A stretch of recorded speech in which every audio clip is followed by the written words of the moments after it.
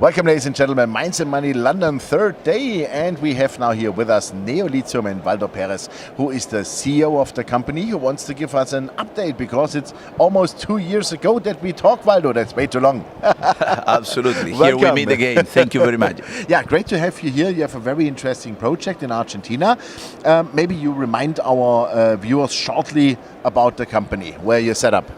Absolutely. Lithium is a company based in Toronto Stock Exchange, also listed in Frankfurt and also listed in the US, who is actually today holding one of the most promising lithium projects in the world.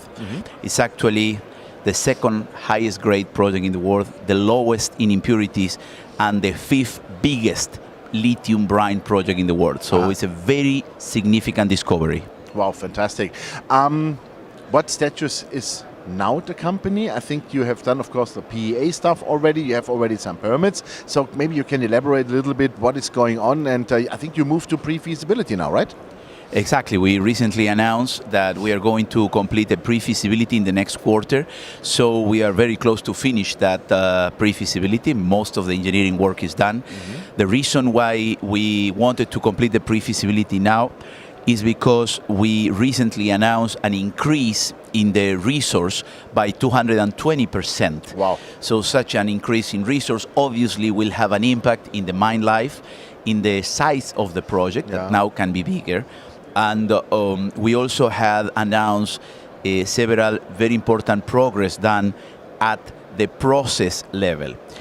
This is a brine project, which means that you are actually taking lithium from a liquid that is trapped in the sediments of these salars or salt flats. Now, the processing required in all lithium brine mines. By the way, I remind you there is only 5 lithium brine mines in the world in production. Okay, so we are planning to build the 6th, and it's going to be a very large one, by the way. But the important part is that all projects require chemicals to be added to the brine to process the brine to a high concentration lithium concentrate that will produce the lithium carbonate. In our case, our impurities are so low that this is the only project worldwide that does not require any additives or chemicals to get to a 4% purity. That makes it cheaper also, right? Does make cheaper to produce and also simpler. So all that has to be factored into the pre-feasibility study to get the right valuation. Wow, fantastic. You have also a pilot plant already. Maybe you can tell our viewers what that means, and you make already some cash flow out of that? No, I hope I can, but no. Let me explain. There is a pilot plant in place. The pilot plant is split in 2 parts. One is the part that you take the brine out of the ground and you concentrate the brine. So you basically, every more or less 40 liters of brine that you take from the ground, you end up with 1 liter of concentrated lithium brine. And the process in between is simple evaporation. That is, you let the brine sit on an evaporation pond that is like a swimming pool in the salar. Now, after that, that concentrated brine goes to a plant that converts that concentrated brine into lithium carbonate. That plant, which is in a physical different place, it's already built. Actually has been operational since this week, and we will be in full process. We are now making trial and error and actually fine-tuning it. The end of the year is soon, but by the beginning of the next year is going to be ready and operational. Fantastic. So that means you can already test, you can already fine-tune how, let's say, a large production would look like later. I think that's a good idea, because it's always good to make, if mistakes occur, it's good to make small mistakes instead of large mistakes when you have invested already a lot. Absolutely. This is actually 1 in 600. So it's 1 of 600 of a mistake. And definitively, this is a critical part. We are the only company out there with such a large facility and for lithium carbonate production using standard technology. There is no technology here we don't harness. We know exactly how to get there. There is nothing new that needs to be invented to process this brine. Each brine is different, and some brines are very difficult to process, and some projects take years and years and years to actually get there. Yeah. Instead, our project is using conventional technology. The low impurities makes everything so much easier. Yeah. As you said, you are doing the pre-feasibility. A lot of work has already done. What I heard most here at Mines and Money was like when it comes to development or even also exploration, what is money in the bank? Are you safe for 2019? How does it look like? Oh, we are safe for 2019, 20, and even beyond. We have $45 million in our treasury. Good. We are a very well-financed company. We can do everything we are planning to do and beyond. The objective, however, to build a project like this will cost $500 million. We are getting close, or we are getting to pre-feasibility. The next step is going to be full feasibility. Yeah. And how long would that take? That would take another 3 quarters. So we estimate that in 2020 or to end of 2019 to 2020, we will complete the full feasibility. Very reasonable, also reachable in terms of cash and everything. But very importantly, we're also running a process to partner. The objective is to get a partner to finance completely this project. This, of course, is a process. We cannot guarantee results yet, but we are well advanced, and there is a lot of companies that are really interested in what we are doing.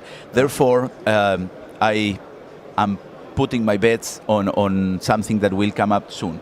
Of course, the pre-feasibility study is an integral part of this search, because the investor as well as the shareholder has to know the valuation of this project.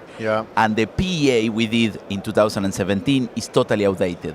So we really need this pre-feasibility to provide a new value to the company. And also, of course, to give certainty.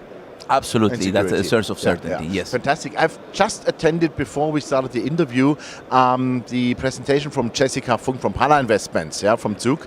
And it was all about electric cars, battery metals, and I was really astonished because the prognosis or the estimate she gave was by 2030, they see already 1.2 million tons lithium consumption.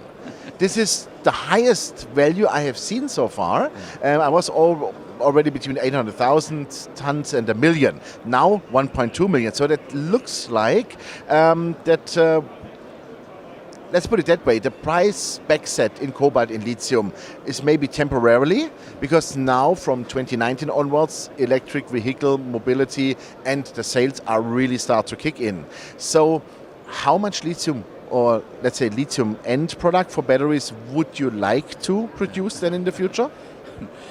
Okay, it's a difficult question. However, let me make my appreciation on that. I agree with that forecast. And think about this. We need to open a mine like our project per year and put it in full production. I almost dare to say that there's not enough time. Gentlemen, we're not getting there. There is not enough discoveries to actually back up that need.